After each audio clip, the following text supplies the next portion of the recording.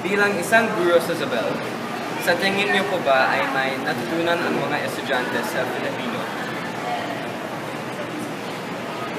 Siguro ang ilan, hindi ko masasabi lahat.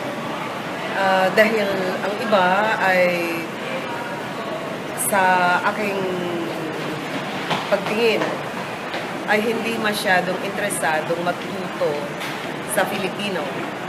Sa tingin niyo po ba, naiuugnay ba ang mga aralin sa totoong buhay ng mga mag-aaral? Naniniwala ako ngayon ng mga mag-aaral, ang kanilang natututunan, whether it's sa wika o sa pamumuhay nila bilang Pilipino, ang kanilang natututunan sa Filipino as a subject. Dahil sa pagpapaliwanag nila sa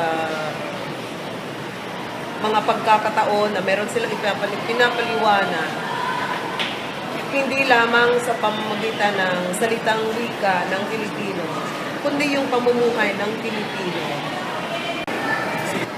Kapag natanggal ang asignaturang Filipino, ano sa tingin niyo ang epekto nito sa hinaharap? Una, sa tingin ko, ang pagtatanggal ng asignaturang Filipino sa kurikulum ng isang paaralan o institusyon ay para sa kolehiyo dahil sa K-12 na programa. Kung ito man ay matatanggal, ito ay magkakaroon ng malaking impact sa pananaw, paniniwala, pamumuhay ng isang Pilipino. Dahil mawawalan siya ng base, mawawalan siya ng parang sarili niyang kasarinlan, sarili niyang tahanan kung saan na isa sa buhay niya ang kanyang pagiging Pilipino. Kapag alam mo iyong wika, ano ang mabuting idudulot? Magkakaroon ka ng sariling